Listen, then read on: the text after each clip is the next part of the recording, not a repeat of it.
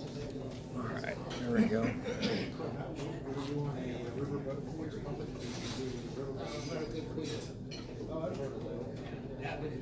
I went to one on the 5 lakes. Good afternoon, everybody. Welcome to the Tuesday noon meeting of the Rotary Club of Tulsa Will Rogers, the friendliest club in Rotary District 6110.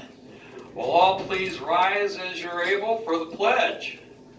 I pledge allegiance to the flag of the United States of America and to the republic for which it stands, one nation, indivisible, with liberty and justice for all. Please, everyone be seated. It's a wonderful day to be in Rotary. It's a wonderful day to be a Will Rogers Rotarian.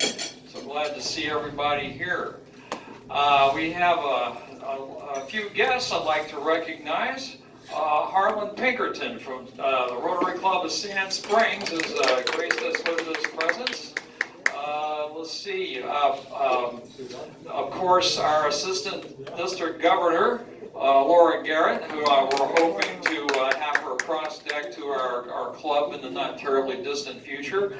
And Bryan Jackson of Downtown Rotary, who is, it just so happens, he is the DEI Committee Chair of Junior Achievement Oklahoma.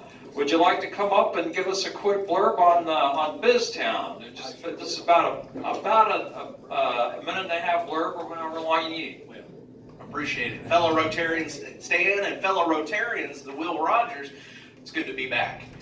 Bryan Jackson, and I've been a Rotarian, 17 years, and I can tell you in the last year, my heart has just been so filled with pride because the organization that I've been with, Junior Achievement of Oklahoma, for 15 years now, the last year, we have had a program, the Junior Achievement BizTown, where we have 5th graders.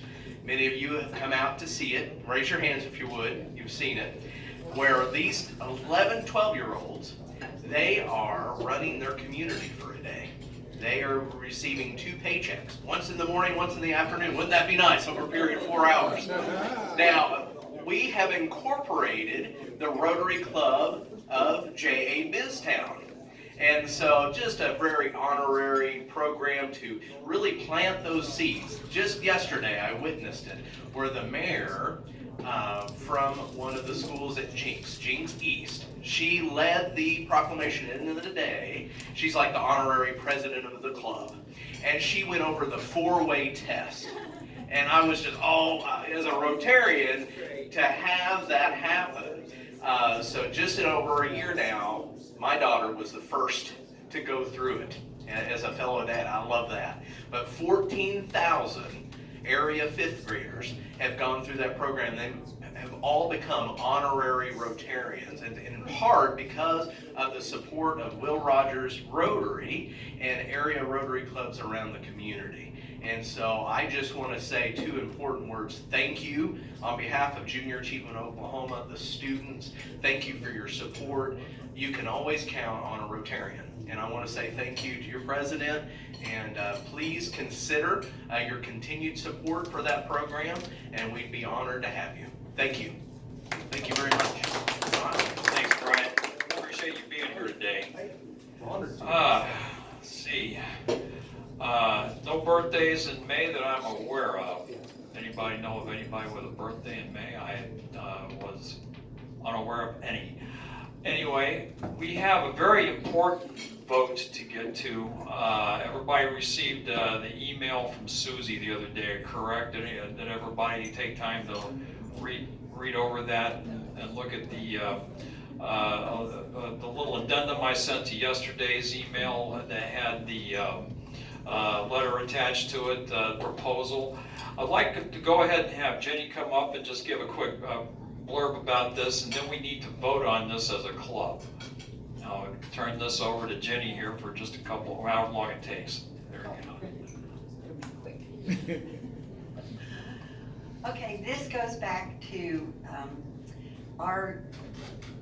the club has a foundation or a trust, and we are required every year to disperse 5% of it to a nonprofit, 501c3.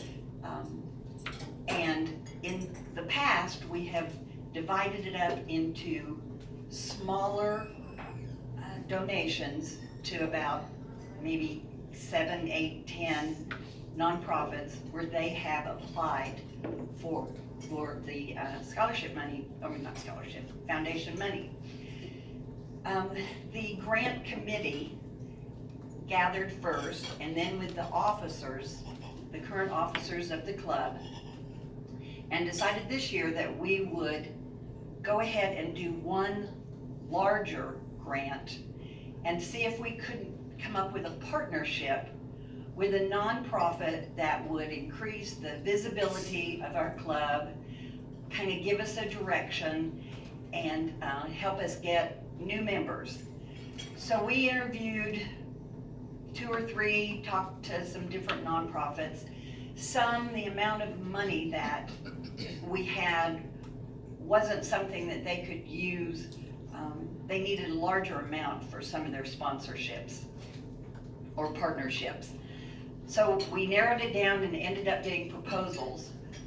First from KWGS to see if we could just do it via radio and some of their projects. The second one that we got a proposal from was the Route 66 Alliance, and Ken Busby heads that. And I had a lengthy conversation with him, and he put together the proposal, and it was mailed out to all the members. First, our grant committee voted on it, and then our officers voted on it, and then I just got final approval from the trust board. I'm the chairman of the trust board, and everybody approved because his proposal is very exciting for the club. We would become basically the Rotary Club of Route 66, which in all of his speeches he calls the Will Rogers Highway. And so as the Will Rogers Rotary Club, it's just a great fit. So as you read, he is going to mention our name, and in all of their activities, he's going to hang our banner and promote us, and then we likewise will promote Route 66 in anything we do. He had projects we could work on. Very excited we might take part. Every year, the Road Fest at the Expo Square is a little bit bigger, leading up to the 100-year anniversary of Route 66 in 2026, sorry. And so he's, this year, 23, 24, 25, each year is a little bit bigger until the grand one in 26. And so we hope to be part of that. And he's invited us, that's the 3rd week in June, 25th, 26th, 27th. And so we'll be, assuming you guys all vote that this is what we would like to do, we'll try to be a part of that starting this year. So with that, I need to take a vote. We decided, because it's a change from our normal small grant distributions, that one large one and a little bit of a different direction for the club, that we would take it to a vote of the club. Some have emailed in to Susie or somebody their vote. So can I just get a show of hands? Jenny, can I ask a couple questions? Oh, yeah. He mentions in that proposal about the booths. Yes. About us having a booth. That's included in our money, right? Yes. We're not going to pay for that, right? Yes. And also, are we on their website? Will we be on their website? We will be as soon as a sponsor. We will be as soon as I call him with the approval. He is waiting for me for this meeting. He puts out a lot of literature, and so if we're on all that literature. Yes, And, you know, we are on all the literature, and he speaks 2 or 3 times a week. And as he said in his email, we would be presented as the sponsor of his speaking engagements. So we would be the very first thing mentioned. And so, yes, that's included. We will probably write up something and kind of sign something before I was gonna say, we do it that. seems like to me there needs to be more of a contractual. Yes, yes, and that's why we ask for a formal proposal. And then we will take what he offers, and then, so club officers, we're gonna have to kind of put together something in writing so we have this understanding. And it is that then a year from now, we'll see how it went as to whether or not the following year we do the same thing. So I know it would be a yearly, and so we can track it. Any other questions before we take a vote? Okay, those of you that are club members, voting members, I guess raise your hand if you are in favor of doing this. I'll take that as a majority. Are there any opposed, just so we can record the vote? Okay, thank you very much. Strong work, Jenny. Thank you so much. Wow. Let's see. Nobody has any boast, brags, or anything like that. Yes. I'm just gonna throw in a boast for Jenny. She was featured in the Life Senior Services magazine with all the tremendous things that she does charitable wise. We're very lucky to have her as a member of our club. I think she deserves a round of applause. I think that's it.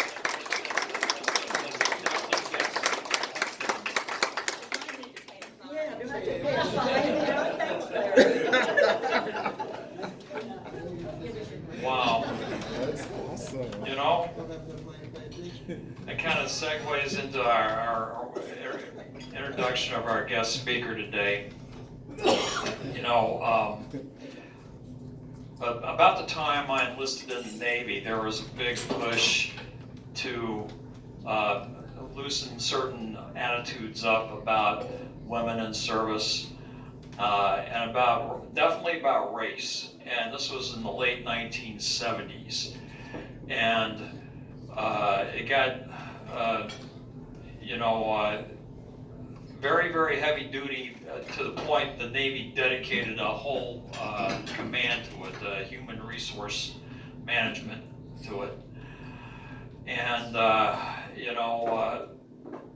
in order to enforce it, they came down with something called zero tolerance on a lot of things. If there was any issues regarding any racial prejudice, that was dealt with quickly, swiftly, and usually very severely. These things I remember certain people in commands I was in had experiences with. Moving on, the wheels of change move extremely slow. And, getting to the end of my naval career and then enjoying a little bit of peace between the time I was transferred to retired reserve and 9/11, things were looking really kind of good. And then, we got so involved and with, due for the military, and I was so never more grateful to be retired from it. But it's just the things that existed, unknown. The people I know, family members who served, who had to be silent about who they were or what they were. When at the end of the day, I mean, the thing that was always put out there is there a security risk, and it seems like the people that did us the most damage didn't do it for whatever reason. They did it for money. But anyway, one of the things that ultimately got me into Rotary was being a member, departing, certain organizations I had been in before, and then coming to an epiphany that, things about me or other people or me, or things about what I do or what other people do is not really about me. It's about how I react to it. And I think that's something to keep in mind. But Rotary is very serious about this because we are all inclusion. I think one of the reasons we are the most populous service organization on the planet is because our inclusiveness. Now, being a Unitarian and being a Rotarian kind of go hand in hand because it underscores an idea that makes me part, I'm proud to be part of this organization, which is all people are my people.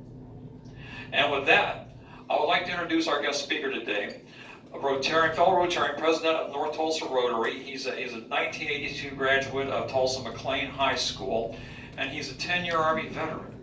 So, Donald, would you please come up here and take the mic? I'd like to give you Donald Rose Jr. Thank you so much.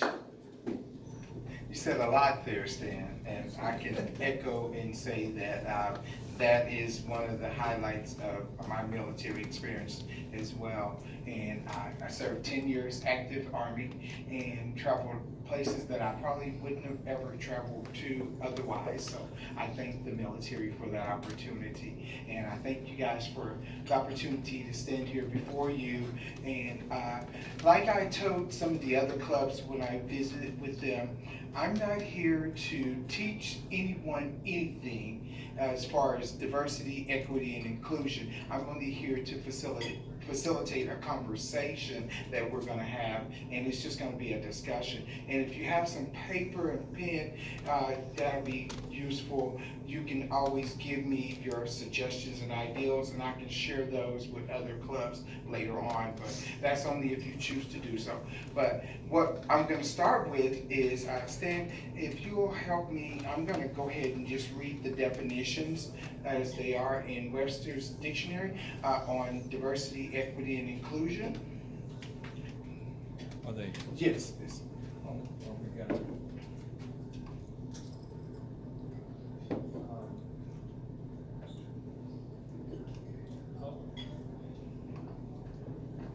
I did silence it.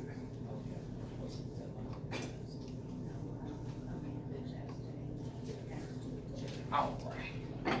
Thank you. So diversity is the condition of having or being composed of differing elements, variety, especially the inclusion of people of different races, cultures in a group or organization, programs intended to promote diversity in schools, an instance of being composed of differing elements or qualities, an instance of being diverse, a diversity of opinion. We all have one of those. Equity, justice according to natural law or right, freedom from bias or favoritism, a right, claim, or interest existing or valid in equity. Inclusion, the act of including, the state of being included, the act or practice of including students with disabilities with the general student population, the act or practice of including and accommodating people who have historically been excluded as because of race, gender, sexuality, or ability. So with those definitions, I placed 3 different sticks, little popsicle sticks, colorful sticks on your tables. And what we're gonna do is whatever table you're sitting at, it's just enough of us, just as a group, we're gonna take about 10 minutes to go over what can this club do to make your club a little bit more diverse. And I have the census data on Tulsa, and I'm included in that census data because our club is a Tulsa census as well. So I'll share that with you here after we take about 10 minutes to just talk amongst your peers there and see what we can do to make our clubs more diverse or make Rotary more diverse. And it doesn't always include race. It doesn't always have to be race. It can be different entities such as, I'm just gonna share this with you real quick. I also sit on a board in Oklahoma City, which is the Oklahoma HIV and Hepatitis Planning Council. And so what our goal is through the CDC is we want to eradicate HIV by the year 2030. But when we got the numbers that were just announced here, we're usually 2 years behind. During the pandemic, our numbers in the marginalized communities increased. Women was atrocious. I was like, hey guys, what is our purpose here on these committees and all these groups? We need to do something. We need to get out of our office, get out there in these communities and let these people know that there is a way to eradicate this and stop all this. Our pregnancy, congenital syphilis with women that are pregnant, it is out the roof. And so I had the opportunity this past, a couple of weekends ago to work at the remote area medical at the fairgrounds, and it was free medical. But with the state of Oklahoma having expanded health services, not everybody needs those services. However, the dental and the vision, which is also free and included, it was the most popular portion of that. And you were able to get an extraction, a filling, and a cleaning. And then also you got your eyeglasses by the time when you finished the day. And that was just unbelievable. I think we served in the 2 days 470 people. And so normally these have a larger impact, but with the state having expanded healthcare, we didn't serve as many, but it was a long process, so it was very beneficial. And I understand that one of the commissioners wanted to bring it back next year. So I'm looking at the opportunity, maybe Rotary might be interested in using that as one of their service projects, and we have enough clubs here, we can make this thing happen. And there was the Oklahoma disaster, I'm gonna tell you this, the Oklahoma disaster, I think they used to be the Oklahoma Baptists. They are the disaster people that go and feed different people. Well, those people fed us the whole weekend. That food was so good. After standing on your feet for 12 hours and getting a hot meal, it was awesome. It was very rewarding, and that's some of the things that I do in my spare time when I'm not a Rotarian. So I just wanted to share that. So let's take about 10 minutes and just discuss that. And then we're gonna come back, and each table needs to have a champion, because I'm gonna ask you a question on what did you guys decide that would be beneficial to make Rotary more diverse. Thank you.